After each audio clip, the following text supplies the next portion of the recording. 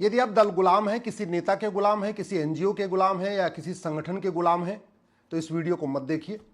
लेकिन अगर आपको कड़वा सच सुनना पसंद है, कड़वा सच बोलना पसंद है, कड़वा सच लिखना पसंद है और आपका मानसिक खतरा नहीं हुआ है, तो इस वीडियो को अंत तक देखिए और उसके बाद अपने सभी दोस्तों को, रिश्तेदारों को भी शेयर करिए।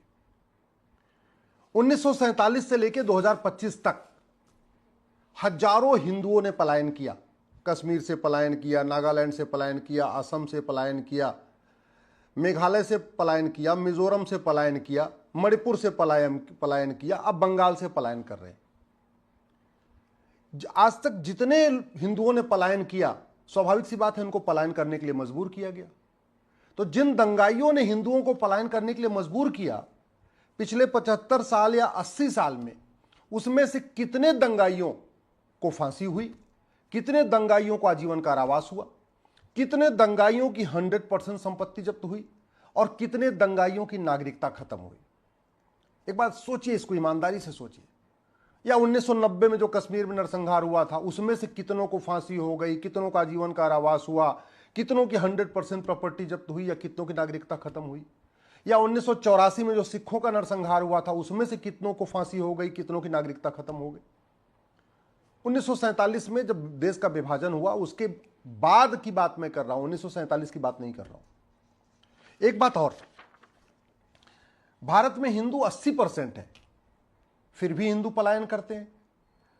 अरब, Dubai, Kuwait, Bahrain, Abu Dhabi में कहीं 1% हिंदू हैं, कहीं 2% हिंदू हैं, कहीं 3% हिंदू हैं, मैक्सिमम 10% हिंदू हैं। वहां से हिंदुओं को पलायन क्यों नहीं करना पड़ता? सबसे ज्यादा हिंदूवादी नेता, अभिनेता, लेखक, बुद्धिजीवी, पत्रकार, कलमकार भारत में है, फिर भी हिंदू पलायन करते हैं। Arab, Dubai, Kuwait, Bahrain, Abu Dhabi में तो नहीं है, फिर वहां हिंदू सुरक्षित क्यों है? सबसे ज्यादा मठ मंदिर, सबसे ज्यादा धर्मशाला, सबसे ज्यादा गौशाला, सबसे ज्यादा गुरुकुल, सबसे ज्यादा यज्ञशाला भारत में है, फिर भी हिंदू पलायन करते हैं।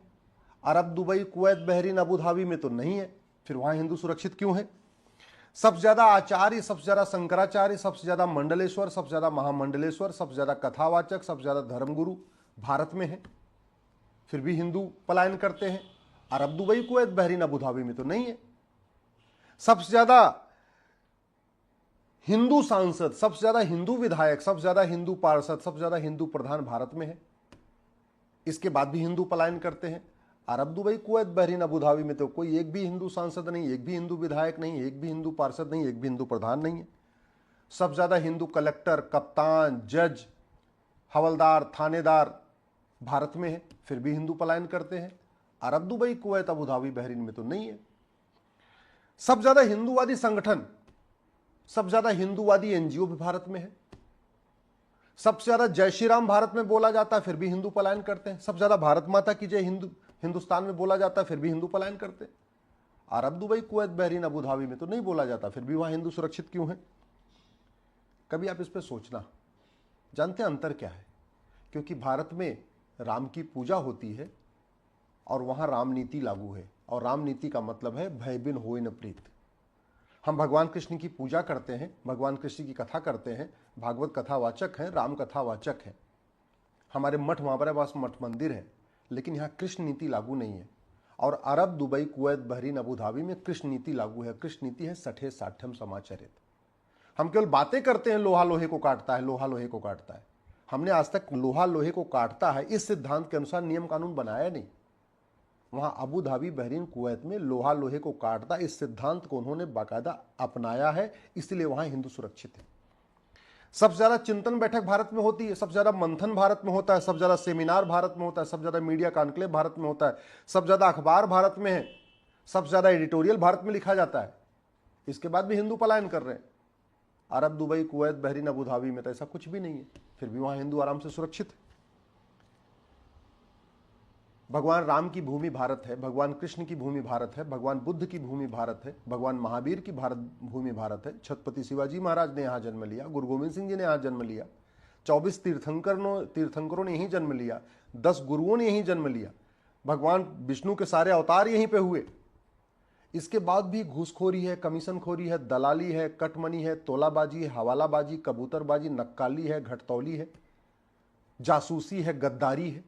माओवाद है, नक्सलवाद है, जिहाद है, मजहबी उन्माद है, पत्थरबाजी है, धर्मांतरण है, लफ्जिहाद है, घुसपैठ है, जनसंख्या विस्फोट है, बम विस्फोट है, सड़क के किनारे रेलवे के किनारे जो है पत्थर रख दिए जाते हैं। सबसे ज्यादा अवैध झुग्गियां भारत में बन रही हैं। अब Arab, Dubai, Kuwait, Abu Dhabi, Bahrain में तो किसी देवी देवता ने जन्म नहीं लिया, इसके बाद भी वहां शांति है, समृद्धि है, खुशहाली है, न लव जिहाद है, न लैंड जिहाद है, न धर्मांतरण है, न घुसपैठ है, न जनसंख्या विस्फोट है। एक भी बांग्लादेशी की मजाल नहीं वहां चला जाए।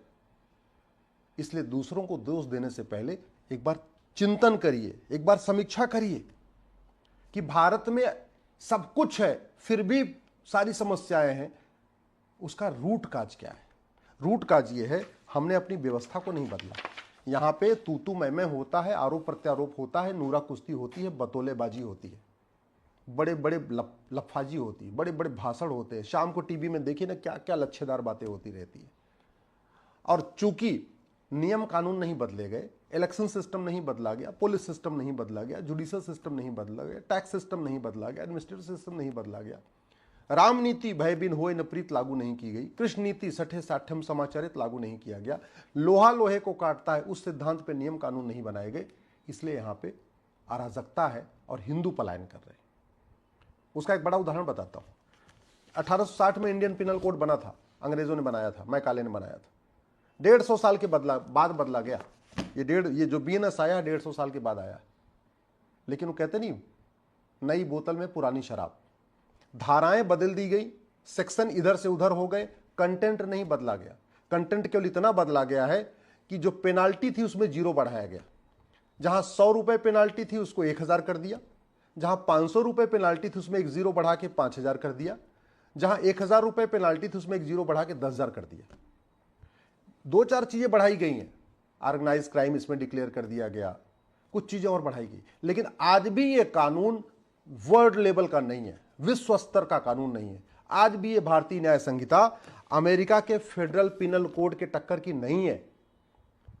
मैं पहले भी कह चुका हूं, नई बोतल में पुरानी शराब डालने से कुछ नहीं होगा।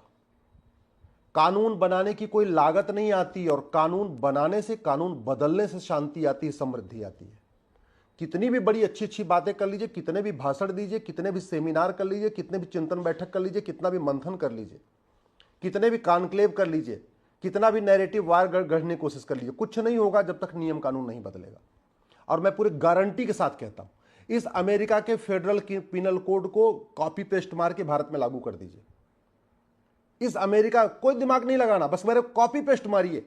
इस भारत की जो भारतीय दंड संहिता है, इसकी बजाय आप ये जो भारतीय न्याय संहिता है, इसकी बजाय आप अमेरिका का फेडरल पिनल कोड को कॉपी पेस्ट मार के लागू कर दीजिए। देखिए आपको चमत्कार दिखाई पड़ेगा, क्योंकि कानून बदल गया। अंग्रेजों वाला आईपीसी गया, नया भारतीय न्याय संहिता आया, कानून का खौफ नहीं पैदा हुआ। इसमें खौफनाक कोई चीज है ही नहीं है, खौफ पैदा करने वाली कोई चीज इसमें है ही नहीं है। इसीलिए यहां पलायन हो रहा है, इसीलिए यहां पे कानून नया आ गया, कोई फर्क नहीं पड़ा, नई बोतल में पुरानी शराब जैसा हो चुका है। आप अगर भारत को सुरक्षित बनाना चाहते हैं तो सबसे पहले भारत में 1 नेशन 1 पिनल कोड लागू करिए। और पिनल कोड लागू करते समय पहले देखिए कि अमेरिका में क्या चल रहा है, किस अपराध में अमेरिका में कितनी सजा है, किस अपराध में सिंगापुर में कितनी सजा है, किस अपराध में चीन में कितनी सजा है। चीन में भ्रष्टाचारियों को फांसी दी जाती है, सिंगापुर में ड्रग स्मगलर को फांसी दी जाती है, नशा तस्करों को। अमेरिका में भ्रष्टाचारियों को फांसी देने का प्रावधान है, अमेरिका में आतंकवादियों को फांसी देने का प्रावधान है। एक बार देखिए तो जरा कि क्या क्या जापान में क्या क्या व्यवस्था है। हमने क्या किया, इस भारतीय न्याय संहिता को भारत में बैठे बैठे, कमरे के अंदर बैठे बैठे बना दिया। हमने कभी देखा ही नहीं कि अमेरिका में क्या चल रहा है, रूस में क्या चल रहा है, फ्रांस में क्या चल रहा है, सिंगापुर में क्या चल रहा है, जापान में क्या चल रहा है, दुबई में क्या चल रहा है, अरब में क्या चल रहा है। लोहा लोहे को काटता है, उस सिद्धांत पे हमने अपनी नया कानून नहीं बनाया।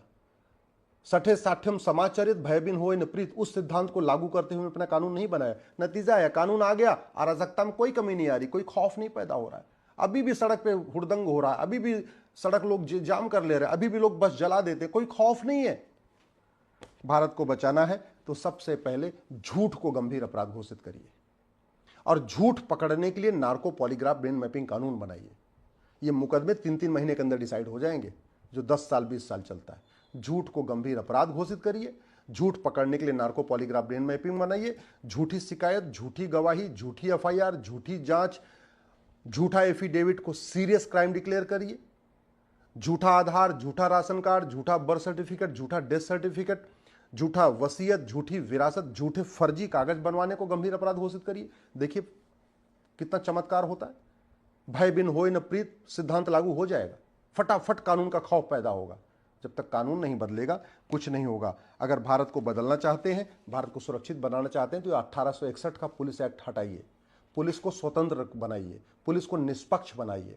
इस 1861 के कानून के कारण पुलिस सत्ता की गुलाम है।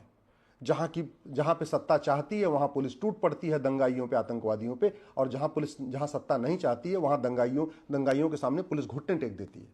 ऐसा कानून किस काम का कि अगर पुलिस सत्ता के इशारे पे नाचे?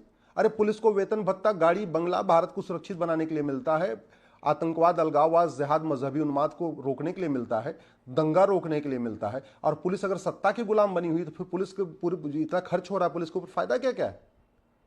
किस बात का कानून का राज? फिर तो नेताओं का राज चल रहा है, फिर तो सब पॉलिटिकल पार्टियों का राज चल रहा है। ये सबसे बड़ा झूठ है कि भारत में कानून का राज। भारत में आज भी चूंकि कानून घटिया है इसलिए पॉलिटिकल पार्टियों का राज चल रहा है, नेताओं का राज चल रहा है, मुख्यमंत्री का राज चल रहा है, गृह मंत्री का राज चलता है, कानून का राज नहीं चलता। जहां कानून का राज होता है वहां कोई मुख्यमंत्री हो, कोई गृह मंत्री हो, कोई मिनिस्टर हो, कोई सांसद, कोई विधायक, कोई फर्क नहीं पड़ता। पुलिस अपना काम स्वतंत्र निष्पक्ष करती रहती है। तो हमें एक पुलिस चार्टर लागू करना पड़ेगा। 1 घंटे के अंदर एफआईआर हो, 1 महीने के अंदर जांच पूरी हो। लेकिन 1 महीने के अंदर जांच तब पूरी होगी जब झूठ गंभीर अपराध होगा, कोई झूठी गवाही न दे पाए। जब 1 महीने के अंदर जांच तब पूरी होगी जब नार्को पॉलीग्राफ ब्रेन मैपिंग कानून होगा। अगर आप भारत को सुरक्षित बनाना चाहते हैं तो सबसे पहले एक एडमिनिस्ट्रेटिव रिफॉर्म करिए, एक एडमिनिस्ट्रेटिव चार्टर लागू करिए। जितने भी, चाहे वो कलेक्टर हैं, चाहे कप्तान हैं, चाहे डिप्टी एसपी हैं, चाहे एसपी हैं, चाहे कमिश्नर, सबकी रोल्स रिस्पॉन्सिबिलिटी डिसाइड हो। सबको कौन सा काम कितने दिन में करना है इसका बाकायदा एक लेखा जोखा होना चाहिए। अगर भारत को सुरक्षित बनाना है तो एक सिटीजन चार्टर लागू करिए और झूठी शिकायत, झूठी जांच, झूठी गवाही को जघन्य अपराध घोषित करते हुए उसमें नागरिकता खत्म करने का प्रावधान करिए। झूठे कागज बनवाने को जघन्य अपराध घोषित करिए। चीटिंग, फ्रॉड, फोर्जरी और परजरी को जघन्य अपराध घोषित करिए। तब जाके फास्ट जस्टिस सिस्टम होगा, जस्टिस विद इन ईयर होगा, 1-1 साल के अंदर मुकदमों का फैसला होगा, फटाफट सजा मिलना शुरू होगी, फिर कानून का खौफ पैदा होगा। ये जो बंगाल में हिंदू पलायन इसलिए कर रहे हैं कि 1947 से लेकर आज तक पलायन ही करते रहे हिंदू, लेकिन पलायन करने वालों को कुछ हुआ नहीं। हाँ, यही पलायन बंगाल में पलायन कर रहे हैं। अभी यही पलायन जो पलायन करवा रहे हैं ना, उसमें से अगर किसी को हिंदू पलट के मार दे तो वो हिंदू भी जेल जाएगा। तो फायदा क्या इस कानून का कि दंगाई और सामान्य व्यक्ति दोनों अपराधी हो जाए? ऐसा कानून हमें चाहिए क्या? सेल्फ डिफेंस में आदमी कुछ कदम उठाए तो वो भी अपराधी हो जाएगा। अगर भारत की न्यायिक व्यवस्था को बदलना चाहते हैं तो सबसे पहले भ्रष्टाचार खत्म करिए। ये जो देश में आग लगी हुई है ना, इसका मूल कारण हमारा पॉलिटिकल सिस्टम है। जाति के आधार पे बांटते हैं नेता, भाषा के आधार पे बांटते हैं नेता, क्षेत्र के आधार पे बांटते हैं नेता, अगड़े पिछड़े के आधार पे बांटते हैं नेता। और क्यों बांटते हैं? जो उनको पार्षद बनना है, प्रधान बनना है, सांसद बनना है, विधायक बनना है। और क्यों पार्षद, प्रधान, सांसद, विधायक बनना है? जनता की सेवा करने के लिए नहीं। ये तो बकवास है। ये जो अंबेडकरवाद, पेरियारवाद, समाजवाद, लोहियावाद, जो दुनिया भर के वाद, गांधीवाद की बात करते हैं, ये सब जुमला है जनता को बेवकूफ बनाने का, जनता को धोखा देने का। असली लक्ष्य है पार्षद, प्रधान, सांसद, विधायक बन के देश को लूटना, मोटा माल कमाना। और मोटा माल क्यों कमा रहे हैं? क्योंकि हमारा कानून घटिया है। हमारा जो भ्रष्टाचार विरोधी कानून महा घटिया है।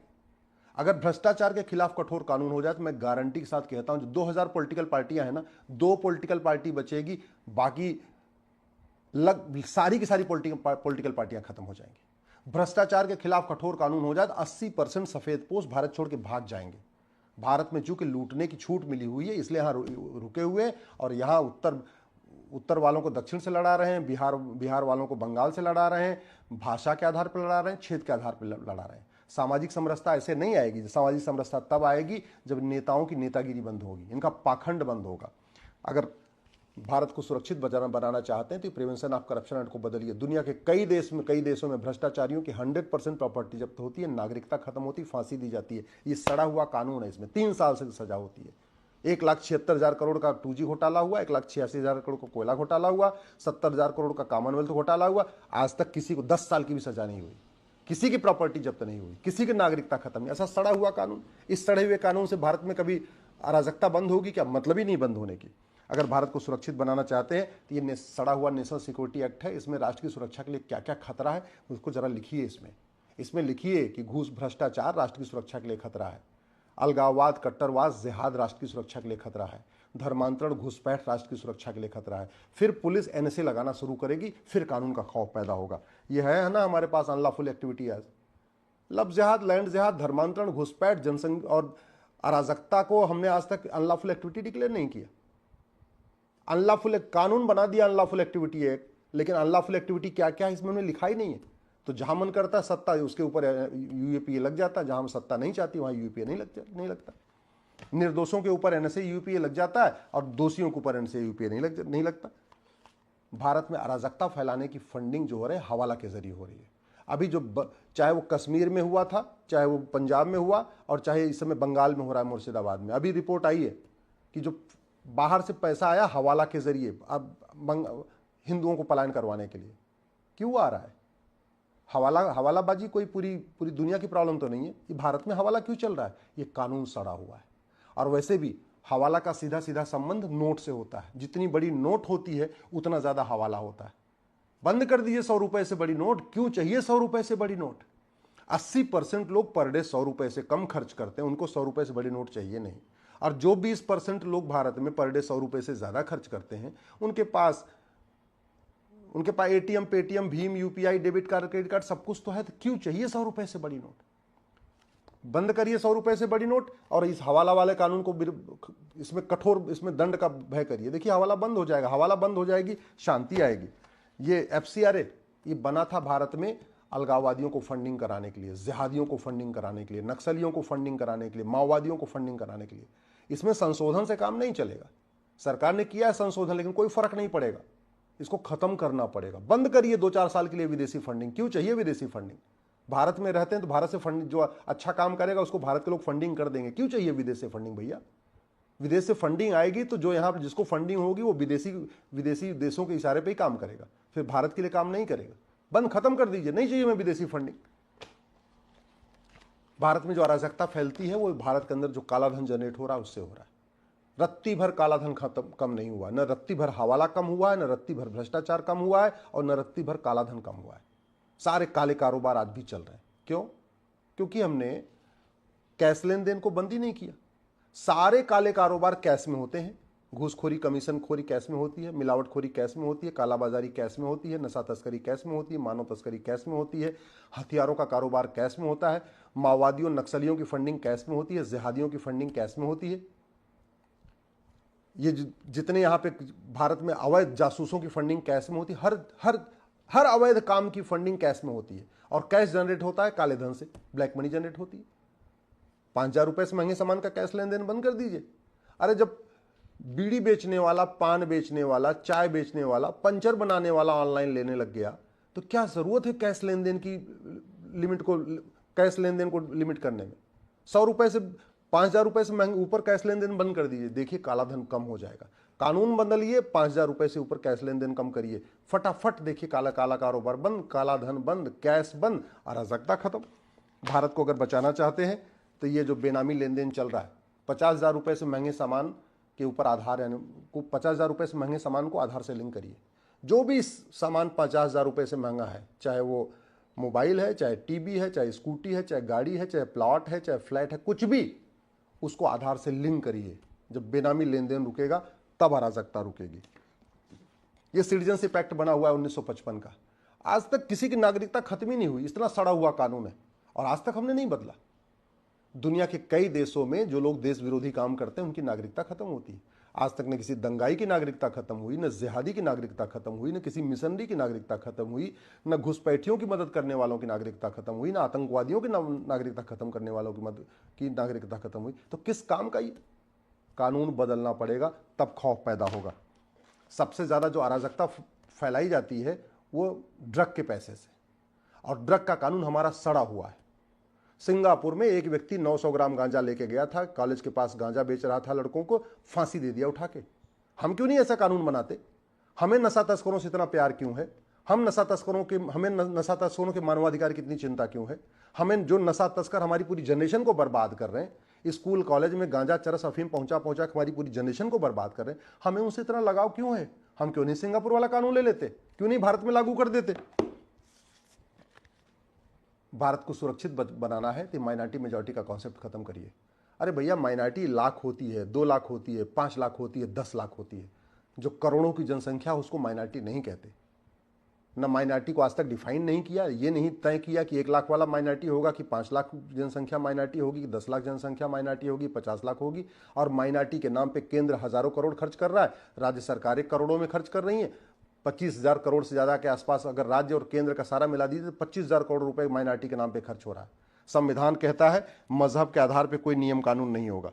संविधान निर्माताओं ने कहा था मजहब के आधार पर न बोर्ड होगा, न मजहब के आधार पर ट्रिब्यूनल होगा, न मजहब के आधार पर नियम होगा, न मजहब के आधार पर कानून होगा, न मजहब के आधार पर लोन होगा, न मजहब के आधार पर वजीफा होगा। कुछ नहीं मजहब के आधार पर होगा, और सब कुछ मजहब के आधार पर चल रहा है। माइनॉरिटी कमीशन चल रहा है, माइनॉरिटी अफेयर मिनिस्ट्री चल रही है, मुद्रा माइनॉरिटी के नाम पे लोन, माइनॉरिटी के नाम पे वजीफा, संविधान की धज्जियां उड़ाई जा रही है। जब तक ये मजहब के आधार पर नियम कानून चलेंगे, मजहब के आधार पर बोर्ड चलेगा, मजहब के आधार पर ट्रिब्यूनल चलेगा, मजहब के आधार पर स्कूल कॉलेज चलेंगे, मजहब के आधार पर कोचिंग चलेगी, भारत में शांति नहीं आ सकती है। लैंड जिहाद का मूल कारण है घटिया सड़ा हुआ सिविल प्रोसीजर कोड।